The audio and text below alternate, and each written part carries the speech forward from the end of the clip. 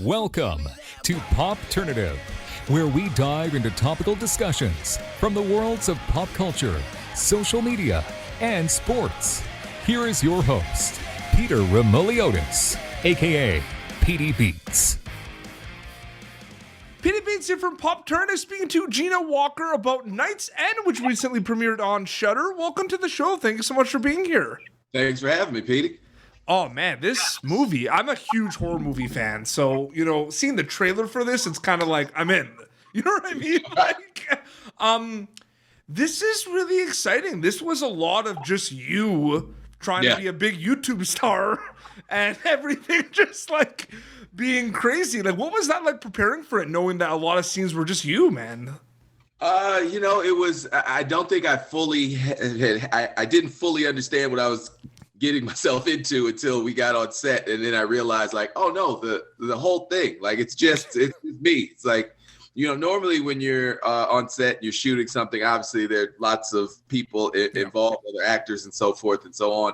And not only, does that change the dynamic as you're working with someone, creating the scene together, but also just practically you get breaks. There's some times when it's like, your time and then you sit down and someone else goes, but there were no breaks. It's like every scene, it was like, all right, me again. Oh, okay. And you change your shirt and you go in and you do it again.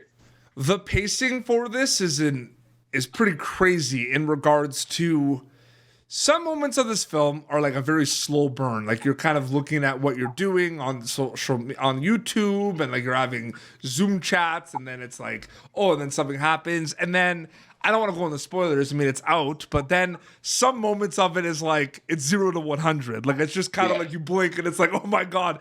Can you prepare yourself for like the pace of that, knowing that sometimes it's like a slow burn and sometimes it's more kind of 0 to 100? Like I'm curious about that.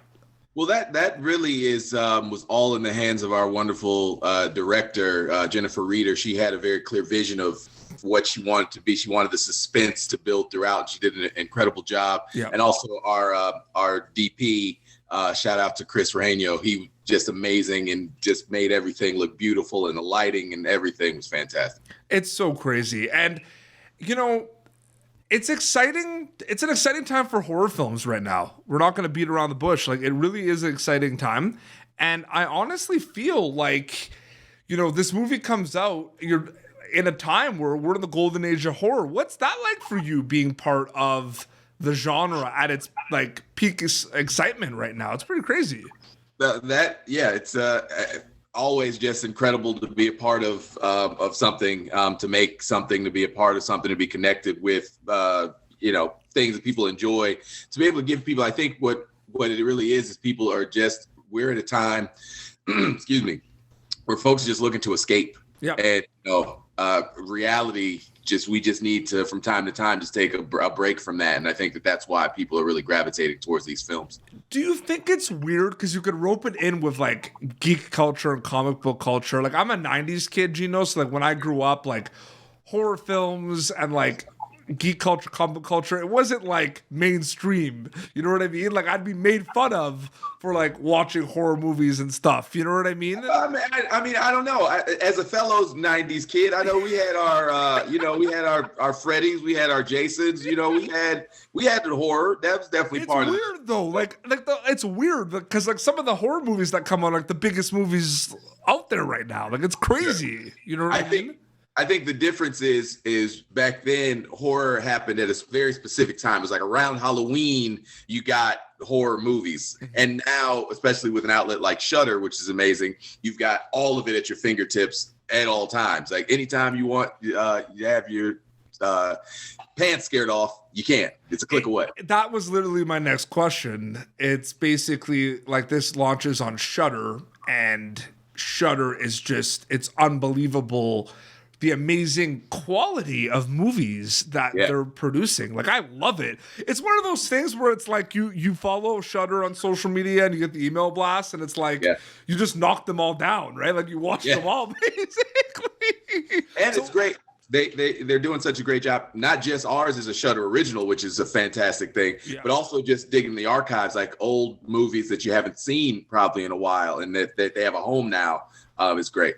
The movie does an amazing job as well of a mix of like original kind of traditional horror tropes, Geno, with like the jump scares, a little bit of the gore. Like it's in there, it's there. You know what I mean? The horror fans are not gonna like. There's not gonna be a lack of that in this film, but it also experiments with a lot of kind of the new psychological kind of tropes of horror, where you're having. I don't want to give too much away, but you're having Zoom conversations with your ex-wife and your friend and everything, and certain things are said between the two of you that are kind of like, wait, why did he say that? Or like, what's going on? You know what I mean? So it's like, that's scary. You know what I mean? The conversation was a bit like uncomfortable and scary. What do you think about that a little bit? That's interesting too. Well, I think that definitely a theme throughout the movie is the discomfort. There's a lot of discomfort throughout, and that's really where the tension sort of builds to this crescendo. And one of the things that I really like about it is it drops you right in. Yeah. Like we don't get a backstory. There's not a lot of exposition. We just jump right in with this guy and go along with him for this ride. And I think that is part of what just great storytelling. The film gave me a little bit of like quarantine vibes too, right? Because you're like alone. Yeah. And we've been doing that for like years, like for 2 years now. Sure. Well, yeah, that's kind of how I prepared for this. I orchestrated a worldwide pandemic.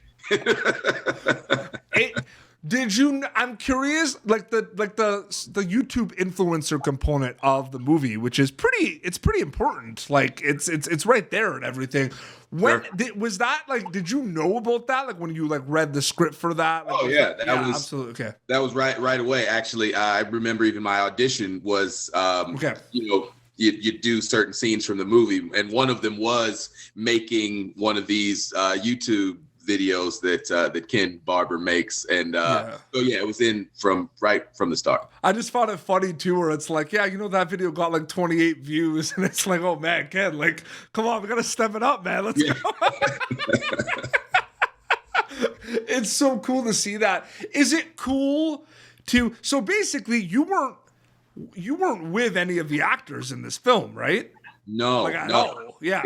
It all make believe. Yeah, no, we had a great script supervisor, Terrence Thompson. He would sit off camera, or usually we were in a small apartment, so he would literally be sitting like around the corner as close as he could be, without getting in the way of the lights and the cameras or whatnot. And he would read the lines of the other actors, and I had to play it all here because every conversation that Ken has in the movie, he has to his computer. It's a sort of thing. So I played it into here as the words were coming at me. But no, I didn't get the chance to really work off all of the phenomenal actors that were in. Yeah. There are people in this movie. Everyone that's in the movie, I'm a huge fan of them and their work, and I didn't get to work with any of them.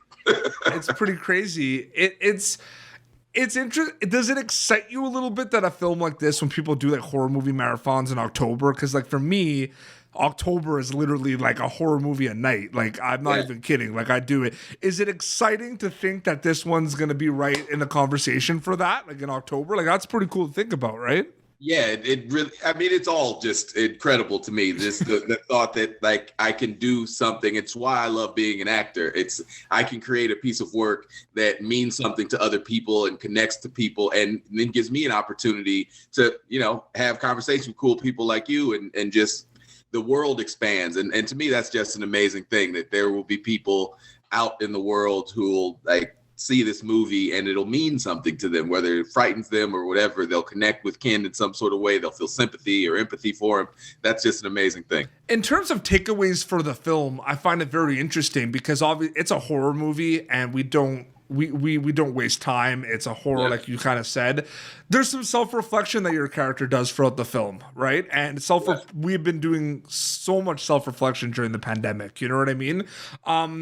I'm sure that's also a takeaway too, right? The fact that kind of like discovering yourself a little bit, that type of thing, besides just kind of escapism for this film. Sure. Yeah. This movie definitely, I think, is a great metaphor for just what we are all dealing with. The demons in the film, and Ken wrestling with his own inner demons, the isolation, the agoraphobia. I think it's all of it. I think there are definitely mental health issues at play throughout. That's another theme.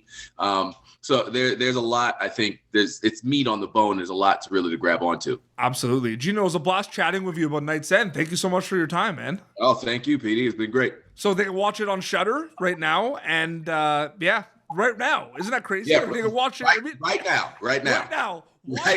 Yeah, so watch this interview. Once you're done with the interview, immediately go to Shudder. It's about 10 minutes long, so have your dinner, watch this interview around like 6:50, 6:52 p.m. And by 7:03, you need to be watching Night's End. Yeah, press play.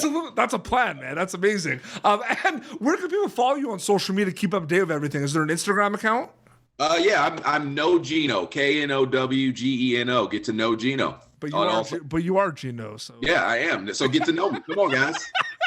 Well, this has been Popternative, youtube.com/Popternative for previous episodes. You can catch Geno Walker in Night's End streaming now on Shudder. It's a Shudder original. You got to check it out. Until next time, it's Geno Walker and PD Beats signing off. Thank you for tuning in to Popternative.